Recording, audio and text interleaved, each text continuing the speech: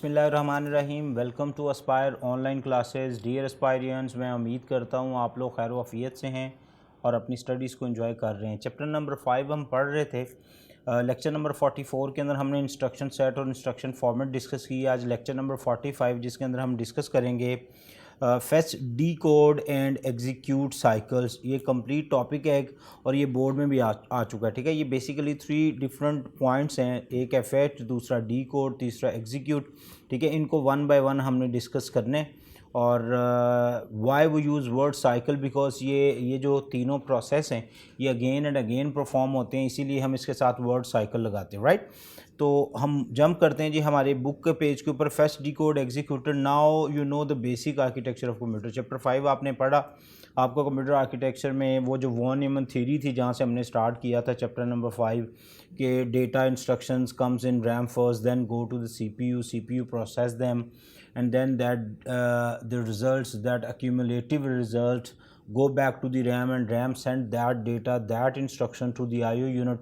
तो बेसिकली ये एक पूरा की पूरी रोटेशन है, again and again same processing perform हो रही होती है। दैट्स वाई इसको हम एक साइकिल भी कहते हैं। राइट, तो ये हमारे पास फेच, डी कोड कहते हैं जी कंप्यूटर आर्किटेक्चर से। अब you are much familiar with computer architecture, so हम कुछ instruction set specified in a program, उसकी हम को फर्दर जो चीज़ें हैं उसको हम डिस्कस करते हैं। कैसे एक सीपीयू जो है वो इनएक्ट्स करता है, सीपीयू कम्युनिकेट करता है, कैसे एक सीपीयू इंस्ट्रक्शंस के साथ लिंक करता है, उनको फेच करता है, वो सारी डिस्कशन हम करेंगे। Okay, so when we want to execute a sequence of instructions, बेटा याद रखो कोई भी जो प्रोग्राम होता है वो सीक्वेंस ऑफ इंस्ट्रक्शंस होता है, मतलब मल्टीपल इंस्ट्रक्शंस। इंस्ट्रक्शन वन आप बिल्कुल ऐसे कह रहे हैं कि फ़र्ज़ करो मैं कर्ली ब्रैकेट लगाऊं तो यहाँ पे मेरे पास ये जितनी भी इंस्ट्रक्शंस हैं ये सीक्वेंस ऑफ इंस्ट्रक्शन है, तो इसको हम कहते हैं कि ये एक प्रोग्राम। और even you guys know the definition of program. Program is a set of instructions, तो वो सीक्वेंस ऑफ इंस्ट्रक्शंस भी होगी। ओके, दोज इंस्ट्रक्शंस और data are first of all loaded into the main memory. हर हाल में उसने लोड होना है मेन मेमोरी के ऊपर। यही बेटा वॉन न्यूमन थ्योरी भी थी। Okay, of the computers by using some IO devices, मतलब इनपुट आउटपुट डिवाइस जिसके थ्रू भी डेटा आ रहा है वो हर हाल में कहाँ पे आएगा, पहले इस पॉइंट के ऊपर आएगा। Once these instructions have been loaded into the main memory, एक दफ़ा ये सारी की सारी इंस्ट्रक्शन जब मेन मेमोरी में लोड हो जाती हैं, the address of the first instruction is copied. ठीक है, जो पहली इंस्ट्रक्शन लोड हुई, क्योंकि ये देखें ना ये पहली इंस्ट्रक्शन है और जब ये रैम में होगी तो डेफिनेटली इसका एक एड्रेस भी होगा। मैं इसकी डायग्राम भी आपके साथ शेयर करता हूँ। तो वो फर्स्ट ऑफ ऑल वो जो इसका एड्रेस होता है उसको सीपीयू के अंदर लोड कर दिया जाता है। ठीक है, सीपीयू का कौन सा पार्ट याद करें, अगर आप लोगों ने पिछला लेक्चर ध्यान से पढ़ा है तो रजिस्टर्स। तो रजिस्टर्स के अंदर, और किस रजिस्टर्स के अंदर याद करें, मुझे याद है पीसी रजिस्टर था एक और एक आईआर था, याद करें। तो पीसी को नेक्स्ट इंस्ट्रक्शन का पता होता है, आईआर के अंदर करंट इंस्ट्रक्शन लोड होती है। Okay, so copied into the computer control given to the CPU and CPU perform the following step. अच्छा, अब देखें, ये फर्स्ट करें सीपीयू, ये रैम। इंस्ट्रक्शन सबसे पहले रैम में आई, जो इंस्ट्रक्शन पहली रैम में आई उसका एड्रेस सीपीयू को दे दिया। अब सीपीयू के पास वो इंस्ट्रक्शन पहुंची, उसके बाद सीपीयू के पास दूसरी इंस्ट्रक्शन पहुंचनी है, तीसरी। तो सीपीयू जब उसके पास पहली इंस्ट्रक्शन किसी प्रोग्राम की पहुंच जाती है तो सीपीयू उसको कैसे रिएक्ट करता है, सीपीयू कैसे उसके साथ एक लिंक, एक जनरेशन जो है उसका लिंक जनरेट करता है, जो लिंक की जनरेशन है वो कैसे परफॉर्म करता है।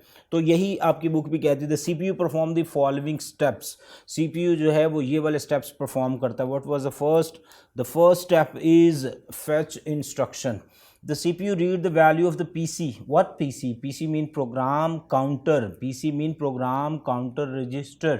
ठीक है, मतलब जो इंस्ट्रक्शन पहले आती याद करें, PC, IR, MAR, MBR पढ़ाए थे आप लोगों को, AX, BX, CX।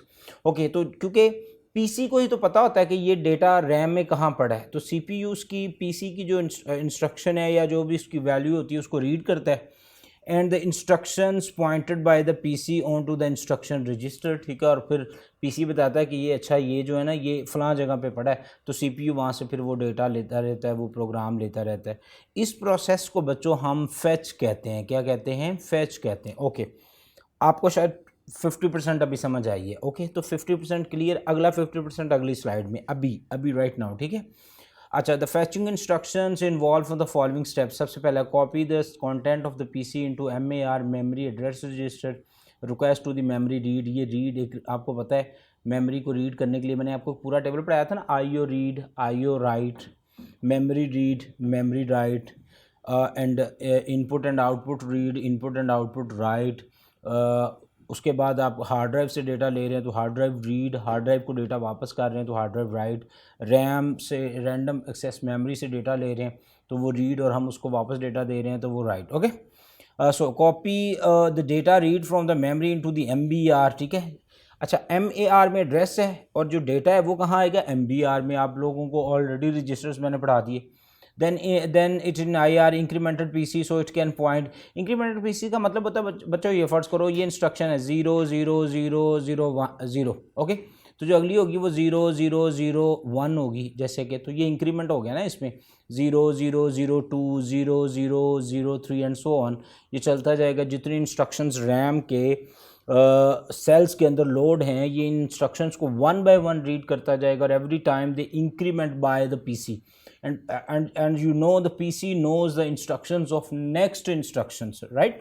उसको एड्रेस पता होता है कि नेक्स्ट इंस्ट्रक्शन के अंदर क्या पड़ा है, उसका एड्रेस पीसी के पास होता है। That's why it's always use the word incremented PC, right? So तो ये आप लोगों के पास हो गया फैच। मैं बिल्कुल इसकी डायग्राम आप लोगों के साथ शेयर करूँगा। ये डायग्राम इधर देखिए, हमारे पास यहाँ पे हमारे पास मेन मेमोरी आ गई, तो अब मेमोरी के अंदर डिफरेंट किस्म का डेटा पड़ा है ये वाला। ओके, हर एक मेमोरी सेल को एक एड्रेस लगा हुआ है, अगर आप गौर करें तो प्लीज़। ये यहाँ से शुरू हुआ और चलते चलते इधर, ठीक है, ये ऐसे सो ऑन। ओके, तो अब लेट्स सपोज 44 का डेटा रीड करना है तो 44 की सबसे पहले एड्रेस आएगा किसके अंदर, पीसी। अब उसके बाद उसका डेटा आना है जो यहाँ पे मौजूद है वो कहाँ आएगा, IR में। ठीक है, फिर ये पीसी और IR दोनों लिंक किससे, अर्थमेटिक एंड लॉजिक यूनिट से। यहाँ से ये फिर IR की instruction arithmetic and logic unit में जाती है, ये इसको प्रोसेस करता है। ठीक है, और प्रोसेस करने के बाद ये जनरल पर्पज़ रजिस्टर्स हैं और रजिस्टर्स के साथ ये सारे के सारा डेटा जो भी होगा वो लिंक है। और आउटपुट करने के बाद ये तो सारी इनपुट चलेगी, इनपुट होने के बाद ये आउटपुट आई और आउटपुट वापस जो है वो बसेस के थ्रू, ये देखें वही बसेस आप लोगों ने ऑलरेडी पढ़ी हुई थी। ये 32 वायर्स हैं डेटा बस, ये 32 वायर्स हैं एड्रेस बस की, और ये कंट्रोल बस लेट्स बस 20 बस, ये कम होती हैं क्योंकि कंट्रोल यूनिट के साथ इसका लिंक होता है। ये आपकी रैम, ये आपका CPU माइक्रो प्रोसेसर या प्रोसेसर, और ये आपस में लिंक इसके थ्रू हैं बसेस के। और हम ये डायग्राम कई बार पढ़ चुके हैं, ठीक है, कई बार मैंने आप लोगों के सामने ये स्केच ड्रॉ किया है। हम इसको एक पूरा बॉक्स बना के ड्रॉ करते हैं ताकि हम इसका एक एक जो कंटेंट है या इसके जो बसेस का रोल है या इसके जो IO यूनिट्स हैं, इसकी जो पोर्ट्स हैं, how the ports actually interact with the IO unit and how IO unit interact with the RAM and how RAM is connected with the PC registers, right? तो ये डायग्राम हम already कई दफ़ा देख चुके हैं, लेकिन मैं बिल्कुल एक डायग्राम फिर से ड्रॉ करूँगा ताकि आप लोगों को मैं fetch, D code and execute का प्रोसेस समझा सकूं। ये मेरे पास आ गया जी।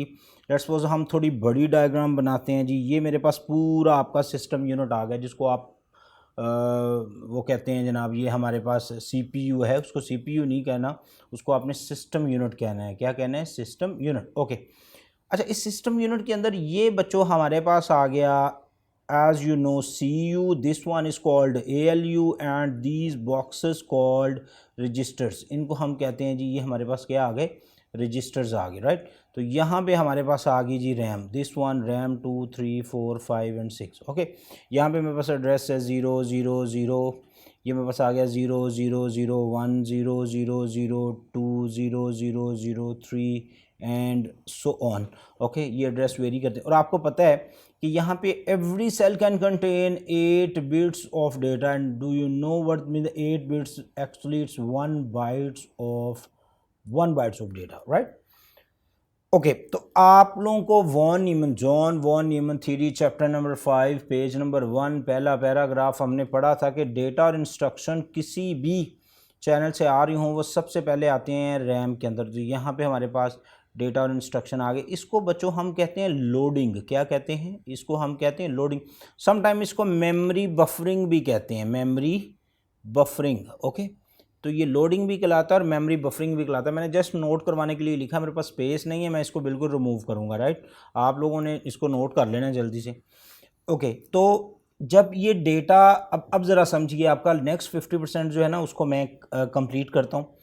ये जो आप लोगों का डेटा है, ये जब रैम से रजिस्टर्स में जाता है ना बच्चों, तो इस प्रोसेस को हम फैच कहते हैं। When instructions data comes from RAM to the registers, इसको हम कहते हैं कि ये हमारे पास क्या है, फैच, या इसको हम फैचिंग कहते हैं, फैचिंग ऑफ डेटा। ओके, उसके बाद इसके वो वाले सर्किट्स एक्टिवेट किए जाते हैं, वो वाले सर्किट्स। चलें, आपको शायद ये वर्ड कंफ्यूज करे, मैं बिल्कुल नहीं पढ़ाऊँगा। मैं आपको ऐसा कहता हूँ कि जो डेटा यहाँ पे आ गया उसको उस फॉर्मेट में कन्वर्ट किया जाता है जिसको ALU अंडरस्टैंड कर ले, उसको हम कहते हैं कि ये डी कोडिंग है। क्या है? D coding. और आपको पता है ये परफॉर्म कौन कर रहा है? ये कंट्रोल यूनिट कर रहा होता है डी कोडिंग। रैम से डेटा रजिस्टर्स में आया, फैच, अब वो चेंज हो रहा है डी कोड। ओके, उसके बाद वो जो डी कोडेड डाटा है वो जाता है अर्थमेटिक एंड लॉजिक यूनिट के पास, and arithmetic and logic unit actually perform processing. ठीक है, उस प्रोसेसिंग को हम दूसरे लफ्ज़ों में एग्जीक्यूटिंग भी कहते हैं या एग्जीक्यूशन भी कहते हैं। ये प्रोसेस करता है डेटा को और डेटा वापस आ जाता है। अब ये जो प्रोसेसिंग ऑफ डेटा है ना बच्चों, इसी को तो हम एग्जीक्यूटिंग कहते हैं। और याद रखो, ये एक इंस्ट्रक्शन के साथ, वन इंस्ट्रक्शन थी तो वो गई, fetch, decode, execute, result वापस रैम में, रैम से IO यूनिट में, और वो इधर आ जाएंगे और यहाँ से पोर्ट्स के थ्रू आउटपुट डिवाइसेस पे चले। ओके, फिर next instruction, fetch, decode, execute, वो उसकी आउटपुट, वो रिजल्ट चला गया। फिर नेक्स्ट इंस्ट्रक्शन। क्योंकि ये रिपीटली, ये सारा का सारा जो टास्क है ये एक सर्कल फॉर्म के अंदर चल रहा है, इसीलिए इसको हम एक साइकिल भी कहते हैं। That's why the topic is called fetch, decode, execute cycle, right. तो ये आप लोगों के पास मैंने इसको एग्जांपल से प्रूव किया, लेकिन हम अब हमारे जो, अब आप लोगों को फैच क्लियर हो गया, डी कोड भी है, लेकिन हम बुक से भी हेल्प लेते हैं। बुक क्या कहती है जी इस बारे में?